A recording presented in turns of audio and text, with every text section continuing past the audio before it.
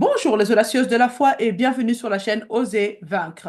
Le vieil homme contre l'homme nouveau. Qui suis-je en Christ? Lisons Éphésiens 4, versets 22 à 24. On vous a enseigné à vous débarrasser du vieil homme qui correspond à votre ancienne manière de vivre et se détruit sous l'effet de ses désirs trompeurs, à vous laisser renouveler par l'esprit dans votre intelligence et à vous revêtir de l'homme nouveau, créé selon Dieu dans la justice et la sainteté que produit la vérité. Nous pouvons être nés de nouveau, nous pouvons être une nouvelle création en Jésus-Christ et vivre selon notre vieil homme. C'est-à-dire qu'il n'y a pas eu de rupture nette entre celle que vous étiez avant et celle que vous êtes devenue après votre nouvelle naissance en Christ. Nous devons donc vivre selon l'homme nouveau. Allons dans Galates 2:20. Il est dit, je suis crucifié avec Christ, néanmoins je vis. Regardez ce qui semble être une contradiction ici, lorsqu'il dit, j'ai été crucifié avec Christ. Ce n'est plus moi, ce n'est plus moi qui vis, mais c'est Christ qui vit en moi. Et ce que je vis dans la chair, dans mon corps, je le vis dans la foi du Fils de Dieu qui m'a aimé et qui s'est donné lui-même pour moi. Donc j'ai été crucifié avec Christ. Cela voudrait dire que je suis morte. Néanmoins, je ne suis pas morte, mais je vis. Ce n'est pas moi, mais Christ en moi. Vous voyez? Et donc, vous avez ce va-et-vient, mais nous devons comprendre ce que cela signifie. C'est l'apôtre Paul qui écrit cette lettre. Il n'est donc pas mort. Et pourtant, le vieux Paul, celui qui persécutait l'Église, est bien mort. Car son vieil homme a été crucifié. Mais son corps, sa vie est maintenant animée par l'Esprit de Dieu. Mais tout cela est une opération de foi. Et dès que vous cessez de marcher dans cette réalité par la foi, alors vous retournez dans la mémoire du vieil homme où la chair et l'âme prennent le dessus. Donc le manque de renouvellement de la pensée nous rebascule dans l'ancienne réalité et nous reconnecte à nouveau avec l'ancienne base de données du vieil homme. Et voilà pourquoi il est important pour nous de bien comprendre notre identité révélée en Christ. Vous pouvez découvrir votre identité par la doctrine, la connaissance. Mais une simple connaissance intellectuelle ne suffit pas pour le comprendre. Une doctrine ne vous changera pas, mais c'est la révélation qui vous changera, car la révélation vous établit dans une foi inébranlable. Regardons Galates chapitre 4, versets 8 à 11. Et c'est Paul qui écrit aux Galates après que les Judaïsants avaient envahi la ville après son départ et essayaient de réintroduire la loi dans cette église. Et donc, l'apôtre Paul dit, autrefois, vous ne connaissiez pas Dieu, vous serviez de Dieu qui par nature ne le sont pas. Mais maintenant que vous avez connu Dieu, ou plutôt que vous avez été connu de Dieu, comment pouvez-vous retourner à ces principes élémentaires sans force et sans valeur auxquels vous voulez vous asservir encore? Vous faites très attention aux jours, aux mois, aux saisons et aux années. J'ai peur d'avoir inutilement travaillé pour vous. Puis au verset 19, il dit, mes enfants, j'éprouve de nouveau les douleurs de l'accouchement, de l'enfantement dans certaines versions, pour vous, jusqu'à ce que Christ soit formé en vous. La prière de l'apôtre Paul est due au fait que ceux à qui il avait prêché l'évangile et qui avaient accepté l'évangile comme étant la parole de Dieu commençaient à faire marche arrière, à retourner dans le monde, dans l'observation de la loi, le légalisme et la religion. Donc, toutes ces personnes n'étaient pas encore fortes dans la grâce, Christ n'étant pas pleinement formé en eux. Et donc, la plénitude de Christ n'était pas totalement formée en eux. Et Paul dit au verset 11, je paraphrase, j'ai peur pour vous, j'ai peur d'avoir travaillé en vain pour vous. Maintenant, tout ce que j'ai pu mettre en place est en péril. Tout mon travail envers vous, tout ce que j'ai pu s'aimer en vous, tout ce que nous avons pu établir pendant que j'étais là, dans votre présence, maintenant est en péril. Car maintenant, ces personnes ont retourné aux principes élémentaires, sans force et sans valeur du monde. Donc voici la question, ma sœur. Qui vit en toi? Qui es-tu? Qui es-tu, ma sœur? Plus précisément, qui es-tu en Christ? Et qui Christ est en vous? C'est la question. Jusqu'à ce que cette révélation soit pleinement formée en vous, vous allez être tenté d'être quelqu'un d'autre. C'est ce qui se passe ici avec les gens de Galate. Et malheureusement, malgré la nouvelle naissance, nous restons souvent attachés à ce que nous étions avant.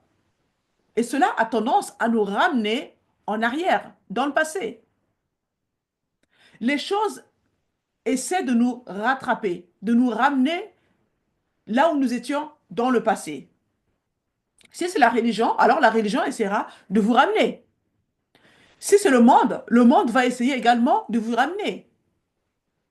Et si c'est votre chair essaiera certainement de vous ramener également. Et donc, jusqu'à ce que nous comprenions qui nous sommes en Christ et qui Christ est en nous, il y aura ce va-et-vient. Nous allons avoir une fausse identité ou une usurpation d'identité. Beaucoup sont nés de nouveau, mais ont peur de l'exprimer publiquement, par peur d'être rejetés par la famille, par exemple, les amis. Eh bien, comprenez que si c'est votre cas, vous êtes contrôlé par cette peur.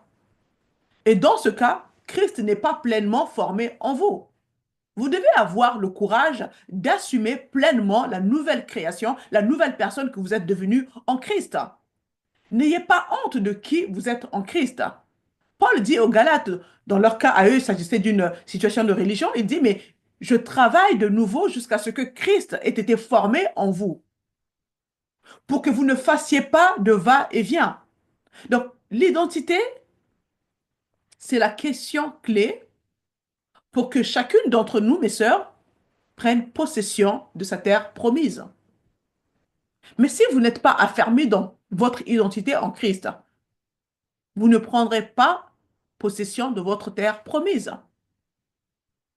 Tant que nous ne savons pas qui nous sommes en Christ, nous serons ce que nous ne sommes pas en réalité. Parce que nous allons rechercher l'acceptation. Nous rechercherons un groupe de soutien, un groupe d'entraide. Vous voyez, nous chercherons quelqu'un pour nous affirmer. Donc, que ce soit la religion, que ce soit votre ancien entourage, vous allez chercher l'affirmation.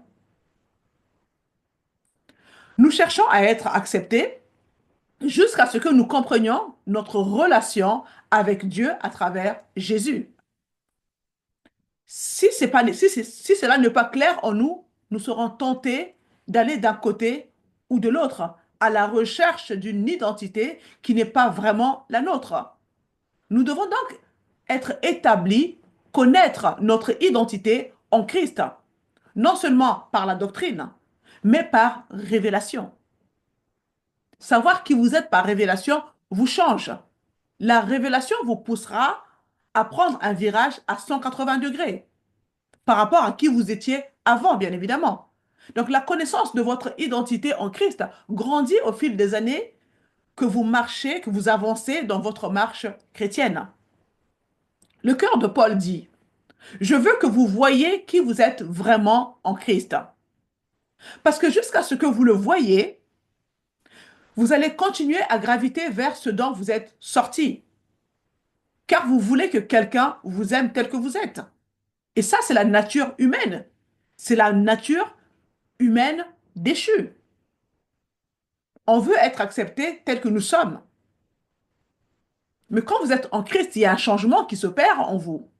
Et vous devez assumer ce changement. Amen. Une fois que vous avez la révélation de qui vous êtes en Christ, alors la vie change. La religion vous enferme dans une boîte. Vous voyez? Certains prédicateurs vous enferment également dans une boîte par des fausses doctrines. Les traditions, les coutumes de votre pays d'origine peuvent également vous enfermer dans une boîte. Votre famille peut vous enfermer dans une boîte. La peur de vivre librement votre foi vous enferme également dans une boîte. Le fait de connaître votre identité en Christ, cela vous donnera la liberté de sortir de la boîte. Vous devez sortir de la boîte afin que Dieu vous emmène à vivre la mission pour laquelle il vous a destiné dans ce monde. La vie en Christ, l'aventure de la découverte en Christ commence lorsque vous sortez de la boîte. Vous me suivez? Donc, je parle ici de réaliser qui vous êtes, puis de faire un pas de foi en avant et de marcher par la foi dans cette nouvelle identité. Et c'est là que la vie commence vraiment. Soyez en accord avec la nouvelle personne que vous êtes devenue en Christ. Vivez selon qui vous êtes en Christ, pas selon votre passé, pas selon votre vieil homme. Vous devez avoir cette volonté de vivre pleinement votre identité en Christ, peu importe les réactions autour de vous. Le vieil homme pense selon la religion. Le vieil homme pense selon votre passé et cherche à y vivre. Vous voyez? Ou selon ce que vous avez fait dans le passé, vous allez vouloir y rester. Le vieil homme, c'est la pensée du vieil homme a tendance à vous maintenir dans ce que vous étiez avant. Le renouvellement de la pensée est important. Amen. Donc, dès que vous vous sentez attiré par la religion, par les vices de la chair, et ainsi de suite, vous devez comprendre qu'il y a quelque chose qui ne va pas. Vous ne pouvez pas être né de nouveau et être attiré par votre passé. Vous devez vivre selon l'homme nouveau. Vous vivez selon le vieil homme lorsque vous passez votre temps à retourner dans le monde, à retourner dans les choses que vous avez laissées avant votre nouvelle naissance. Et la Bible dit que votre vieil homme est mort. Vous êtes morte. Il y a eu une nouvelle création en vous à travers Jésus-Christ.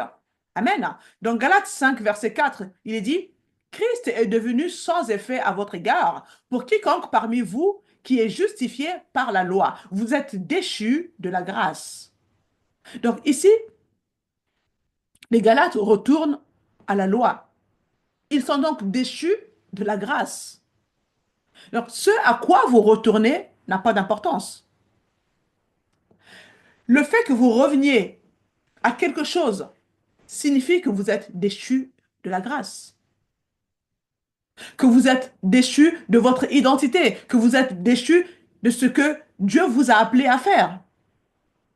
Les gens, lorsqu'ils commencent à s'éloigner du Seigneur, vous savez ce qui se passe? Ils retournent à ce qu'ils ont connu avant. Ils vont rarement vers quelque chose de nouveau. Ils vont vers quelque chose d'ancien, comme un chien retourne à son vomi. La Bible en parle, c'est que c'est une réalité. Amen, c'est une vérité. C'est pour ça que la Bible en parle. Si vous avez, si vous avez pris de la drogue avant votre nouvelle naissance et que vous vous éloignez du Seigneur, naturellement, vous commencerez à retourner dans ces choses. Vous allez retourner vers la drogue. Si avant de venir à Christ, vous avez abandonné l'alcool et que soudain vous commencez à vous éloigner du Seigneur, vous allez retourner vers l'alcool. Les gens retournent à ce qu'ils ont abandonné. Et si c'était la religion, bah, vous retournerez aussi à la religion. Beaucoup étaient dans l'église catholique, sont nés de nouveau, et finalement, pour X raisons, retournent de nouveau dans l'église catholique, la religion. Vous êtes déchus de cela, de votre identité en Christ. Vous vous éloignez de la grâce de Dieu parce que vous n'avez pas vraiment réalisé qui vous êtes en Christ. Et jusqu'à ce que vous ayez cette identité ancrée en vous, ça sera ce va-et-vient et une bataille difficile pour votre avenir. C'est pourquoi il est si important de savoir qui vous êtes en Christ et d'être affermi dans votre identité en Christ. Peu importe ce que les gens disent autour de vous, peu importe les remarques, peu importe les moqueries, vous devez assumer votre identité en Christ. Le vieil homme est attiré par la religion, la loi et la chair. Et souvent, les gens sortent de leur boîte, d'accord? Acceptent de naître de nouveau, d'avancer avec Christ. Et lorsque quelque chose les offense, ils ne comprennent pas, alors ils disent, j'ai essayé, c'en est assez, maintenant je retourne dans ma boîte. et ils y retournent. Donc, il n'y a pas de vie dans la boîte, mes sœurs. Il n'y a pas de vie. Le vieil homme est attiré par la religion et la loi.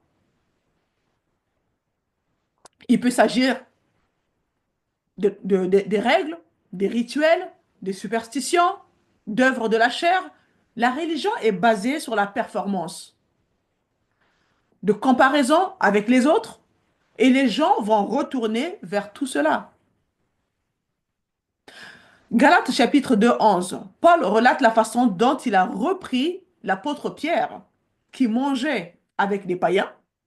Et puis lorsqu'il voit les autres apôtres arriver, l'apôtre Paul cessa de manger avec les païens, craignant la réaction des autres. Et Paul dit, je cite, mais lorsque je vis qu'il ne marchait pas droitement selon la vérité de l'évangile, j'ai dit à Pierre devant eux tous, si toi, étant un juif, tu vis suivant la manière des gentils, donc les gentils, ce sont les païens, et non pas comme font les juifs, pourquoi forces-tu les gentils à vivre comme font les juifs? Nous qui sommes juifs de nature et non pécheurs d'entre les gentils, sachant qu'un homme n'est pas justifié par les œuvres de la loi, mais par la foi de Jésus-Christ. Nous avons, dis-je, cru en Jésus-Christ. Donc, en d'autres termes ici, l'apôtre Paul dit, bien que nous soyons le peuple élu, nous avons dû arriver à un lieu de foi. Notre lignée ne nous a pas sauvés. Seule la foi nous sauve, afin que nous puissions être justifiés par la foi de Christ et non pas par les œuvres de la loi. Car par les œuvres de la loi, nulle chair ne sera justifiée. Donc c'est tout un discours que l'apôtre Paul tient publiquement pour réprimander l'apôtre Pierre. Il dit, si je suis libéré et que je suis dans la liberté dont Christ m'a affranchi et qu'ensuite je commence à dériver et à accomplir des rituels, à observer tout un ensemble de règles, de jours, des semaines et des mois, et à faire toutes ces choses, cela ne vient pas de Christ. Au verset 18 de Galates 2, il dit, en effet, si je reconstruis ce que j'ai détruit, je me présente moi-même comme coupable. Donc si je retourne dans ma boîte, c'est moi qui me rends coupable. Ce n'est pas Dieu qui me fait faire cela. Car moi, par l'intermédiaire de la loi, je suis mort à la loi, afin que je puisse vivre pour Dieu. Et puis, nous arrivons au verset 20, il dit, je suis crucifié avec Christ. Rappelez-vous, c'est l'apôtre Paul qui s'adresse ici à Pierre. Ce qui montre un certain cran, dans ce sens qu'il s'agit quand même de l'apôtre Pierre. C'est celui qui a marché sur l'eau avec Jésus, quoi. Ce n'est pas n'importe qui. Mais l'apôtre Paul est en train de réprimander l'apôtre Pierre, et ce, devant tout le monde. Il lui dit, je suis crucifié avec Christ. Néanmoins, je vis. Cependant, pas moi, mais Christ vit en moi. Et ce qu'il dit, en fait, c'est que mon vieil homme a été mis à mort. Il a été mis de côté. Et je suis pleinement entré dans mon nouvel homme. Et pourtant, ce n'est plus moi, le vieux Paul, mais c'est Christ en moi. Et la vie que je vis maintenant dans la chair, je la vis dans la foi du Fils de Dieu. D'où vient la foi? La foi vient de ce qu'on entend, n'est-ce pas? Et donc, nous comprenons que l'apôtre Paul vit dans une relation continuelle avec le Père, en entendant continuellement Dieu. La foi vient de ce qu'on entend. Je vis dans la foi. Vous comprenez? Mais le problème avec nous, c'est que nous n'entendons pas, en fait. Nous ruminons, nous imitons, nous nous souvenons, mais nous n'entendons pas. Si nous entendions, alors nous n'aurions pas de problème. Car la foi vient de ce qu'on entend. J'entends beaucoup de sœurs me dire, mais je n'ai pas assez de foi. Mais celle-ci vient de ce qu'on entend. Et l'incrédulité vient aussi de ce qu'on entend. Donc, si notre homme spirituel était en contact avec l'Esprit de Dieu continuellement et que les choses de Dieu rendaient témoignage dans notre esprit, que nous sommes en communion nous sommes enfants de Dieu, alors nous aurions plus de facilité à entendre Dieu. Et la foi viendrait. Vous voyez? Vous ne seriez jamais tenté de faire marche arrière, car vous vivrez par une parole de Dieu, ce qui est vital. L'homme ne vivra pas de pain seulement, mais de toute parole qui sort de la bouche de Dieu, n'est-ce pas? Donc, il est important pour nous de comprendre, d'entendre Dieu. Amen. Donc, l'apôtre Paul déclare, je vis dans la foi du Fils de Dieu. C'est-à-dire, je suis dans une relation dans laquelle j'entends Dieu. Il dit toutes ces choses publiquement. Il dit je. Et ce n'est pas pour satisfaire son ego. Je suis crucifié avec Christ. Néanmoins, je vis. Cependant, pas moi, mais Christ vit en moi. Alors, voici la question, ma sœur. Qu'est-ce qui vit dans ton corps en ce moment? Est-ce que tu as pris conscience de cette vérité? Qu'en réalité, tu as été crucifié avec Christ? Que ce n'est plus toi qui vis? Qui est dans cette enveloppe qui représente ton corps? Et jusqu'à ce que cela soit réglé dans votre cœur, ça sera très difficile pour vous. Nous ne pouvons pas vivre dans la grâce et la chair en même temps. Nous ne pouvons pas vivre dans la grâce et la superstition en même temps. Nous ne pouvons pas vivre dans la grâce et dans la peur en même temps. Vous ne pouvez pas vivre dans la grâce et dans vos traditions, vos coutumes, surtout si les coutumes, les traditions ne sont pas conformes à ce que dit la parole de Dieu. Pourquoi? Parce que la grâce est la disposition qui écrase toutes ces choses et vous donne la vraie vie que vous ne voulez pas quitter. Ainsi, le fait que vous soyez tenté de penser à autre chose, de vouloir faire marche arrière, est une démonstration que vous n'avez pas saisi pleinement ou n'appréciez pas ou ne vivez pas dans la grâce. Une fois que vous avez goûté à la grâce de Dieu, à la provision, à l'identité, à la nouveauté de vie, l'autre ne ressemble plus à rien. Mais quand l'autre, le passé, tout ce dont vous venez vous attire encore, dites-vous alerte rouge. Je n'ai pas compris la grâce. Je n'ai pas compris la grâce. Car si c'était le cas, mon passé ne me semblerait pas attrayant. Vous ne savez pas qui vous êtes jusqu'à ce qu'il y ait des fruits. La nouvelle création que vous êtes devenue est reconnue par les fruits que vous produisez. Amen. Galates 5 nous parle de fruits de l'esprit. Quel est le fruit que vous portez? L'arbre est reconnu par son fruit. C'est ce que nous lisons dans la Bible. Parfois, ce que nous disons peut être une chose, mais ce que nous démontrons peut être complètement contraire à ce que nous disons. Vous voyez, l'identité d'une semence n'est pas vraiment connue jusqu'à ce qu'elle ait l'occasion de produire du fruit. Et il en est de même pour nous. Nous sommes nés de nouveau par la semence incorruptible de la parole de Dieu. Mais si nous n'arrosons jamais cette semence, si cette identité n'est pas importante pour nous, si nous luttons encore avec notre vieil homme, si nous n'avons pas toujours accompli, si nous sommes toujours là à accomplir les désirs de la chair, de la loi, de la religion, alors cette semence restera peut-être une semence ou une toute petite plante qui doit rivaliser pendant longtemps avec de mauvaises herbes. Et vous ne saurez jamais vraiment qui vous êtes en réalité. Je vous rappelle que vous êtes âme, esprit et corps. Et le vrai vous est esprit. Le vrai vous, ce n'est pas la personne que vous regardez dans le miroir. Le vrai vous est esprit. Et pour savoir à quoi vous ressemblez dans l'esprit, vous devez lire la parole. La parole vous décrit qui vous êtes dans l'esprit. Amen. Donc vivre sa vie sans savoir qui on est vraiment, mais c'est terrible.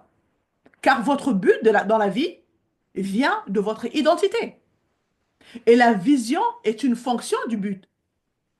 Nous devons donc établir qui nous sommes, sinon nous allons traverser la vie en nous identifiant à notre éducation et notre fonction. Ah oui, mais je suis médecin. Oui, mais je suis musicienne. Nous essaierons en fait de mettre une identité sur quelque chose parce que nous ne savons pas quelle est notre véritable identité. Notre fonction, notre statut, notre argent deviennent des substituts de notre identité. Pourquoi? Parce qu'en fait, nous ne savons pas qui nous sommes vraiment. Oui, mais je suis une femme d'affaires. Mais non, mais ce n'est pas ton identité. Ce n'est pas qui tu es. Ce n'est pas qui tu es. Est-ce que ça a du sens? Ces personnes vivent dans cette fausse identité et pensent que c'est ce qu'elles sont. Et elles traverseront toute leur vie sans jamais savoir pourquoi elles sont sur cette terre. Mais comprenez qu'une fois que vous savez qui vous êtes, une fois que vous prenez connaissance de votre identité en Christ, toutes ces choses ne sont que des décorations, des outils. Mais vous devez savoir qui vous êtes vraiment. Réalisons Éphésiens 4, 22 à 24. On vous a enseigné à vous débarrasser du vieil homme qui correspond à votre ancienne manière de vivre et se détruit sous l'effet de ses désirs trompeurs, à vous laisser renouveler par l'esprit dans votre intelligence et à vous revêtir de l'homme nouveau, créé selon Dieu dans la justice et la sainteté que produit la vérité. Vous devez vous dépouiller.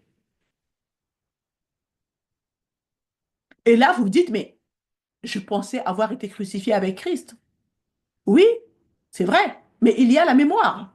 Il y a l'environnement que le vieil homme occupait et qui vit encore avec nous pendant un certain temps, jusqu'à ce que nous nous en débarrassions. Et la seule façon de vraiment s'en débarrasser est de revêtir l'homme nouveau, d'apprendre à connaître qui est l'homme nouveau.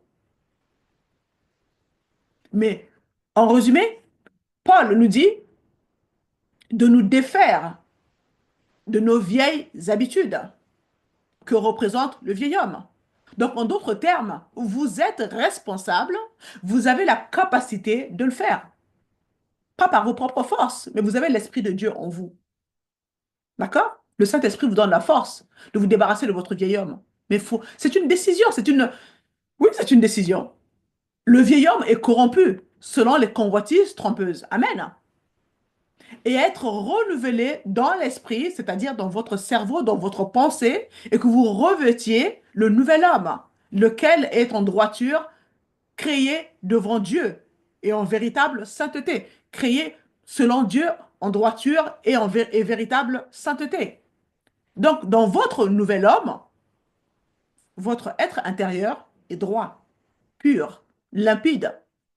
Et c'est cela, enfin, cela constitue en soi une puissance. Parce que vous pouvez vous approcher de Dieu sans culpabilité, sans condamnation, sans le souvenir du péché. C'est puissant. Vous êtes droit devant Dieu, le nouvel homme est saint, il est dans la vérité, il est dans la sainteté. Vous pouvez vous approcher devant le trône de Dieu avec une pleine assurance.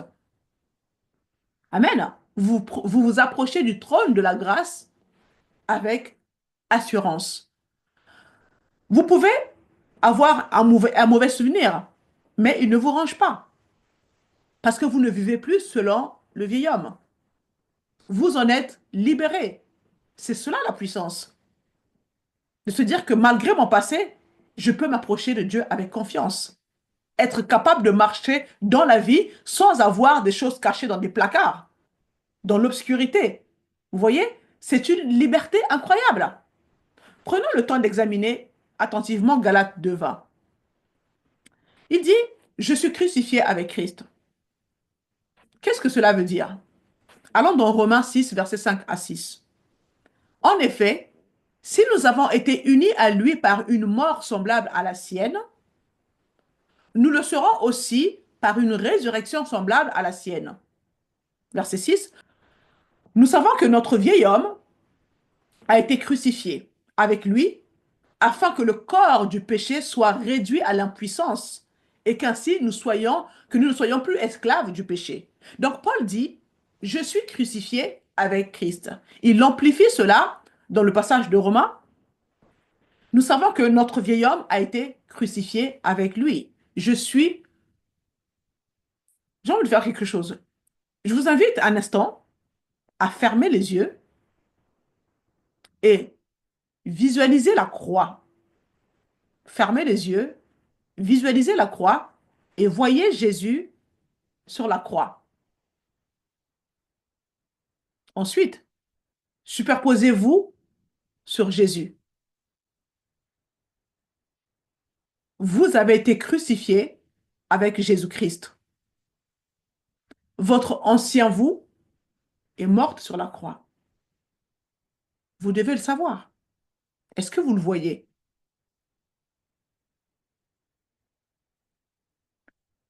Malheureusement, vous pouvez l'imaginer sans que cela atteigne votre homme spirituel. Mais quand cela atteint votre homme spirituel, j'ai été crucifié avec Christ, quand vous le visualisez et que cela atteint votre être spirituel, pendant une minute, vous allez vous dire, mais qui suis-je en fait? Qui suis-je alors? Je suis morte. Je suis morte. Vous savez, mes sœurs, il y a beaucoup de choses dans ce verset. Il y a des bonnes choses à venir, mais vous devez venir à cet endroit, vous voir morte, crucifiée en Christ. Cette ancienne personne, cette ancienne façon de penser, d'agir, de réagir, toutes ces émotions, toutes ces choses du passé, c'était sur la croix. C'était sur la croix. Est-ce que tu te vois avec Christ sur la croix? Sachant que notre vieil homme a été crucifié avec lui, afin que le corps du péché fût détruit, pour que nous ne soyons plus esclaves du péché. Parce que ce qui vous pousse à commettre le péché, c'est votre nature. Ce n'est pas parce que vous êtes mauvaise. C'est la nature du péché qui vous pousse à commettre les actes du péché. C'est donc ce vieil homme qui a été crucifié avec Christ. Vous n'êtes plus esclave du péché. Donc, en d'autres termes, je n'avais pas d'option avant Christ. Personne n'avait d'option. On était contrôlé par le péché à cause de notre nature. Tout le monde servait le péché. Mais maintenant, en Christ, j'ai des options. Parce que mon vieil homme a été crucifié. Je ne suis plus esclave du péché. Waouh! Le vieil homme ne me gouverne plus. C'est puissant. Le nouvel homme me dirige. Et je peux vivre selon le nouvel homme, pas selon le vieil homme. Vous comprenez? Je suis crucifié, mais je vis. Alors dans Colossiens 2, verset 13, il est dit ceci. Vous qui étiez morts en raison de vos fautes et de l'incirconcision de votre corps, il vous a rendu à la vie avec lui. Il nous a pardonné toutes nos fautes. Nous avons donc été vivifiés, ou nous pouvons dire l'expérience de la nouvelle naissance a vivifié notre esprit qui était séparé, déconnecté de Dieu à cause du péché. Il est dit que vous étiez morts. Mais je tiens à préciser ici que votre esprit n'était pas vraiment mort, dans le sens qu'il n'existait pas. Amen. Si c'était le cas, il est dit dans Jacques 2, verset 26, le corps sans esprit est mort. Donc chaque personne sur cette terre a un esprit. Un esprit mort signifie simplement être séparé de la source de la vie qui est Dieu, mais il existe toujours. Nous sommes des hommes et des femmes créés à l'image de Dieu. Vous avez un esprit, mais sans Christ, il est séparé, débranché de la source de vie.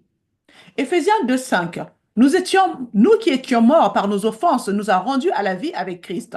C'est par grâce que vous êtes sauvés. Lisons Proverbe 20, 27. L'esprit de l'homme est une lampe que l'Éternel a donnée et qui sonde les profondeurs de l'être. Donc, autrement dit, le Seigneur a un accès en vous par votre esprit et vous connaît par ce portail spirituel, si vous voulez. Il veut, il peut voir à travers de vous, il peut voir dans votre esprit. Amen. Allons dans Zacharie 12, 1. Il est dit ceci. Proclamation, déclaration de l'Éternel au sujet d'Israël. L'Éternel dit ceci. Lui qui a étendu le ciel et posé les fondements de la terre, qui a formé l'esprit humain dans l'homme. Vous entendez? Dieu a formé l'esprit humain dans l'homme. Donc chaque personne a un esprit. Amen. La mort spirituelle, c'est la séparation avec l'esprit de Dieu, qui est la source de vie. Et lorsque notre esprit est vivifié, lors de la nouvelle naissance, nous sommes de nouveau rebranchés à Dieu, si je peux parler ainsi, et la vie de Dieu commence donc à couler de nouveau dans notre homme spirituel. Continuons à décortiquer Galates 2:20. Christ vit en moi. Allons dans Romains 8, 10 et 11, il est dit, or, si le Christ qui est en vous, si le Christ est en vous, votre corps reste mortel à cause du péché, mais l'esprit est source de vie, parce que vous avez été déclaré juste. Verset 11. Et si l'esprit de celui qui a ressuscité Jésus habite en vous, vous entendez? Pensez-y. Le même esprit qui a vivifié Jésus et l'a ressuscité de mort habite en vous. Le même esprit, celui qui a ressuscité Christ, rendra aussi la vie à votre corps mortel par son esprit qui habite en vous. Pendant que nous marchons sur cette terre, l'esprit de Dieu vivifie notre corps mortel. Mais ça, c'est un verset de guérison. L'esprit de Dieu en nous redonne vie à notre corps mortel. Vous pouvez utiliser ce verset dans le domaine de la guérison. L'esprit de Dieu peut vous guérir. Amen. Puis dans Romains 6, 12, Paul dit, ne laissez donc pas le péché régner dans votre corps mortel. Donc, Christ vit en moi. Allons dans 1 Jean 4, 4. Il est puissant ce passage. Il est dit, vous, petits enfants, vous êtes de Dieu. Et vous les avez vaincus parce que celui qui est en vous est plus grand que celui qui est dans le monde. C'est tellement puissant. Certains d'entre nous ont besoin d'avoir une révélation de ce verset. Parce que quand vous allez avoir la révélation de ce verset, vous allez comprendre que peu importe les circonstances, il y a quelque chose de tellement plus grand en moi. Et s'il me manque quelque chose, je sais que Jésus en moi l'a déjà. Nous avons tout cela afin de pouvoir mener une vie victorieuse dans notre nouvelle identité en Christ. Et c'est ce qui afflige Paul. Parce que les Galates retournent à leur ancienne identité. Souvenez-vous que Paul a eu la révélation de l'évangile par Dieu lui-même. Donc, il comprend, il voit le potentiel que nous avons en Jésus-Christ. Il a aidé ces personnes à accepter l'évangile comme étant la parole de Dieu et soudain, ces personnes font marche arrière. Donc, Paul est affligé. Il dit, je crains, quant à vous, que peut-être je n'ai travaillé en vain. Je travaille de nouveau jusqu'à ce que Christ ait été formé en vous. Je veux que vous voyez cela. Vous qui êtes vraiment... C'est-à-dire, le désir de Paul, c'est que ces personnes soient vraiment déterminées à comprendre, en fait, à saisir toutes ces belles choses que nous avons en Christ, ce potentiel que nous avons en Christ. Il est tellement contrarié de voir les choses contraires se produire, de les voir faire marche arrière, qu'il dit, mais si quelqu'un vous annonce un autre évangile, qu'il soit maudit. Vous comprenez? C'est à ce point-là. Paul est contrarié. Que les gens se soient égarés et qu'ils ne découvrent pas qui ils ont été créés pour être. Et que, et que signifie cela? Que signifie d'avoir Jésus-Christ en nous? Lisons Jean 14, 23. Jésus lui répondit, si quelqu'un m'aime, il gardera ma parole et mon Père l'aimera. Nous viendrons vers lui et nous établirons domicile chez lui. En d'autres termes, si vous avez l'Esprit de Dieu en vous, vous avez le Fils en vous, vous avez le Père en vous, mais est-ce que vous réalisez ça? Est-ce que vous réalisez ça? Quand j'entends les gens dire, mais j'ai peur, mais tu as peur de quoi en fait? Tu as Dieu le Père en toi. Tu as Dieu le Fils en toi. Jean 14, 23, c'est clair. Il y a du monde à l'intérieur. Oh Seigneur. Qui êtes-vous en Christ? Il y a du monde à l'intérieur de vous. Amen. Donc, la vie commence quand vous commencez à comprendre ces choses. Lisons 2 Corinthiens 5, 17. Si quelqu'un est en Christ, il est une nouvelle créature. Et en d'autres versions, ils disent qu'il est une nouvelle création. Une nouvelle création a eu lieu lors de votre nouvelle naissance. L'Esprit de Dieu, la semence incorruptible de la parole, est entré et a touché cet esprit qui était totalement déconnecté, séparé de Dieu. Cet esprit revient à la vie. Il a été réanimé pour Dieu. Il a été rebranché à Dieu. Et vous êtes une nouvelle création. Amen. Les choses anciennes sont passées. Donc, ce vieil homme, c'est terminé. Voici, toutes choses sont devenues nouvelles. Cela ne veut pas dire que tout votre passé disparaît. Non. Mais nous avons encore un passé, nous avons encore des souvenirs du passé, bien évidemment, et nous pouvons avoir encore les conséquences de ce passé, agir dans notre vie. Mais l'avenir est nouveau. L'avenir est nouveau. Et le passé peut être racheté, restauré, réconcilié grâce à l'avenir qui est nouveau. Donc la nouvelle création a un sacré potentiel. Ça ne dépend que de vous. Et donc le passé peut être traité. Il ne peut l'être sans Christ, mais il peut l'être en Christ. Toutes les choses sont devenues nouvelles. Il y a de l'espoir. Il y a de l'espoir. Je ne comprends pas les gens qui sont plongés dans la dépression quand tu es une nouvelle création en Christ. Il y a de l'espoir en Christ. Toutes choses sont devenues nouvelles. C'est la repentance. C'est un changement d'attitude, un changement d'action, parce que vous réalisez qui vous êtes en Christ.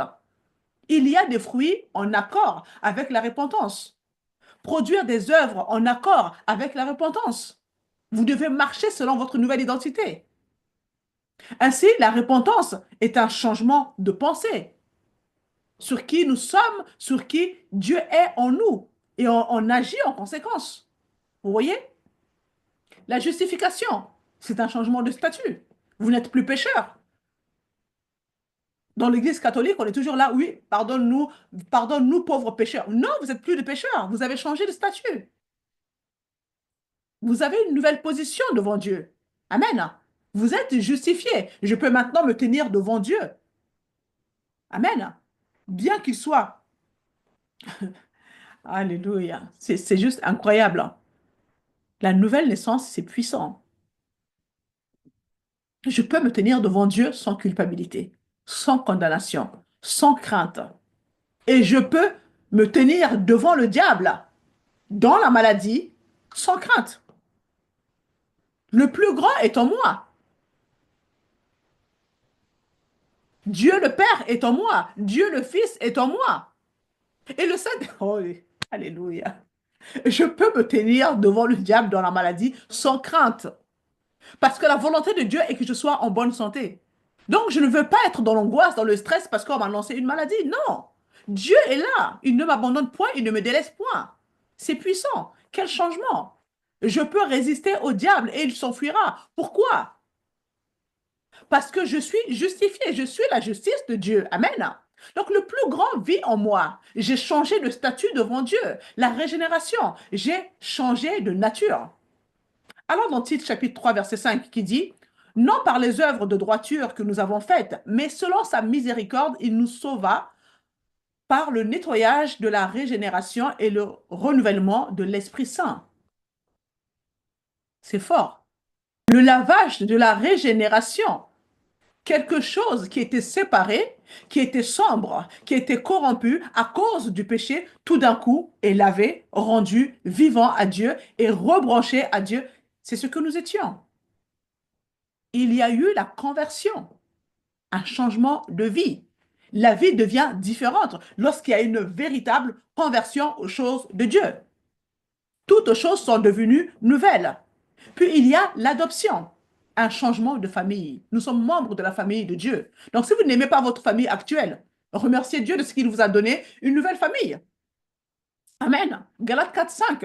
pour racheter ceux qui étaient sous la loi, afin que nous puissions recevoir l'adoption de fils.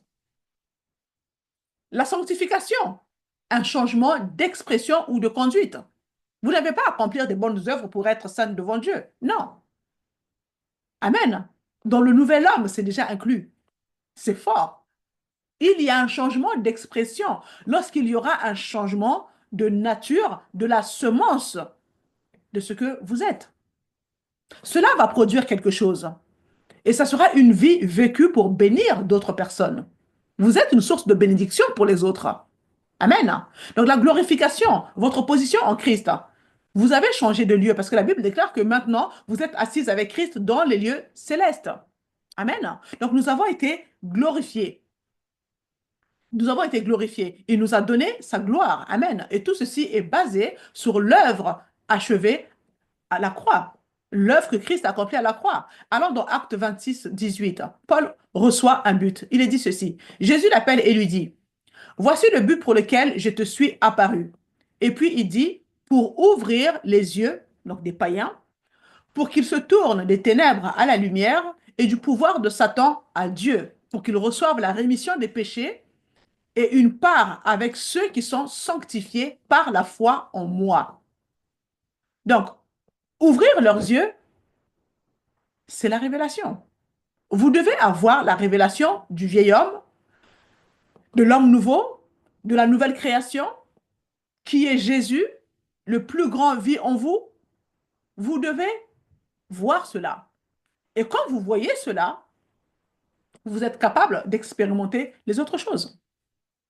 Vous passez des ténèbres à la lumière, du pouvoir de Satan à Dieu. Vous pouvez comprendre le pardon des péchés. Toutes ces choses sont construites sur la révélation. Qui dites-vous qu'il est? L'apôtre Pierre a eu la révélation de qui est Jésus. Amen. Pour finir, Éphésiens 1,18, il est dit ceci. Je prie qu'il illumine les yeux de votre cœur pour que vous sachiez quelle est l'espérance qui s'attache à son appel et quelle est la richesse de son glorieux héritage au milieu des saints et quelle est l'infinie grandeur de sa puissance qui se manifeste avec efficacité par le pouvoir de sa force envers nous qui croyons. Ça, c'est un passage que vous pouvez personnaliser pour vous-même. C'est quelque chose que je fais régulièrement. Prenez possession de ce passage afin que ce soit ancré dans votre cœur. Amen. Et donc, ouvrir leurs yeux a pour but d'apporter la révélation, les faire passer des ténèbres à la lumière et du pouvoir de Satan à Dieu. J'appellerais cela la rédemption. C'est la rédemption. Racheter des ténèbres. Et puis, il continue pour qu'ils puissent recevoir la rémission des péchés. Qu'est-ce que c'est? C'est la réconciliation avec Dieu. Et puis, finalement, un héritage par ceux qui sont sanctifiés par la foi qui est en moi. Qu'est-ce que c'est? C'est la restauration. Est-ce que vous comprenez tout ce que vous avez lors de la nouvelle naissance? C'est puissant. Tout ce que Adam a perdu est notre héritage. Tout cela a été restauré. Merci Jésus. Merci Jésus. Maintenant, il ne dépend que de vous pour marcher dans toutes ces vérités. Tout cela vous appartient. Mes sœurs, nous avons un Dieu merveilleux, un Père qui est bon, riche en bonté, qui nous aime tellement d'un amour qu'on ne peut pas saisir avec notre intelligence. Amen. Vivez selon le nouvel homme, pas selon votre vieil homme. Le vieil homme est mort. Amen.